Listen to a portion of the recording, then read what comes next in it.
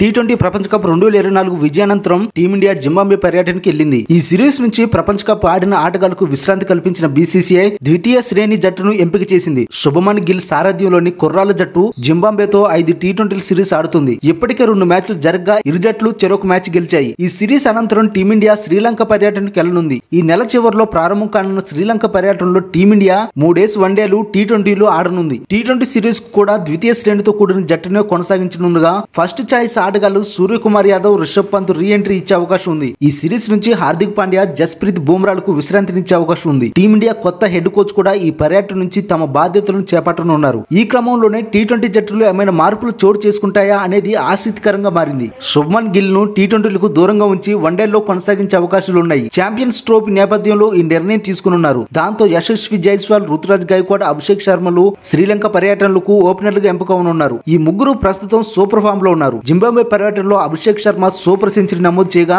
Ruturaj Gaikwad half సెంచరీతో సత్తా చాటాడు. యశస్వి జైస్వాల్ అవకాశం కోసం ఎదురు చూస్తున్నాడు. T20 specialist batter Suryakumar Yadav ఈ సిరీస్ తోనే ఈ ఎంట్రీ ఇవ్వనున్నాడు. హార్దిక్ పాండ్యా దూరం అయితే అతనే భారత జట్టును నడిపించనున్నాడు. అతనితో పాటు శివన్ దూబే, రింకు సింగ్, రియాన్ పరాగులు మిడిల్ ఆర్డర్ లో బ్యాటర్లుగా కొనసాగనున్నారు. ఈ సిరీస్ కు వికెట్ కీపర్లుగా రిషబ్ పంత్, సంజు శాంసన్ లో ఎంపిక కానున్నారు. శ్రీలంకతో టీ20 సిరీస్ కు రిషబ్ పంత్ ను దూరంగా ఉంచితే ధ్రువ్ జురేల్ అవకాశం అందుకునున్నాడు. స్పెషలిస్ట్ స్పిన్నర్లుగా రవి బిష్ణోయ్, వరుణ్ చక్రవర్తి ఎంపికయ్యే అవకాశం ఉంది. గౌతమ్ గంభీర్ హెడ్ కోచ్ గా ఎంపిక కావడంతో వరుణ్ చక్రవర్తి టీమిండియాలోకి రీ ఎంట్రీ ఇవ్వవచ్చు. అక్షర్ పటేల్ కు రెస్ట్ ఇస్తేనే వరుణ్ చక్రవర్తికి అవకాశం దక్కుతుంది. హర్షదీప్ సింగ్, ముఖేష్ కుమార్, ఆవేష్ ఖాన్, మహమ్మద్ సిరాజ్లు ఫేసర్లుగా ఎంపికయ్యే అవకాశం ఉంది. వర్క్ లోడ్ నేపథ్యంలో బుమ్రాకు ఈ పర్యటన నుంచి విశ్రాంతినివ్వనున్నారు.